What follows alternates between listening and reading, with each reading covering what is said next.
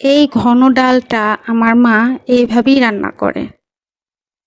সাদা ভাত দিয়ে খেতে এটা কিন্তু দারুণ লাগে। হ্যালো এভরিওয়ান, আসসালামু আলাইকুম।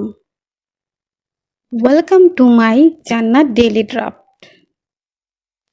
আজকে আমি চলে এসেছি মাই স্পেশাল ঘন ডালের রেসিপি নিয়ে। চলুন তাহলে রেসিপিটা শুরু করা যাক। প্রথমে ডালটাকে ভালো মতো ধুয়ে নেব। তারপর এক এক করে লবণ, হলুদ গুঁড়া, মরিচ গুঁড়া ও ধনিয়া গুঁড়োকে একসাথে আমি মিক্স করে রেখেছি, সেটা দিয়ে দিলাম।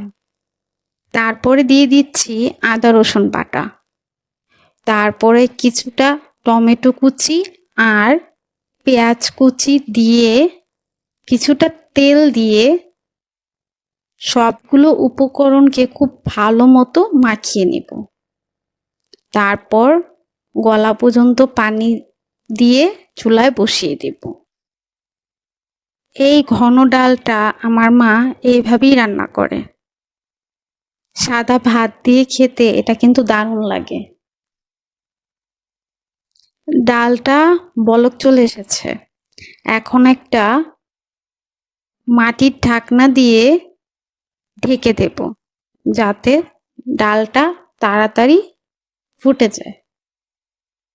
চুলার মিডিয়াম আঁচে ডালটাকে রান্না করব। ডালটা হয়ে আসলে জলপাই আর কাঁচামরিচ দিয়ে দিলাম। তারপর ডালটা ঘন হয়ে আসলে ধনেপাতা দিয়ে নামিয়ে ফেলবো।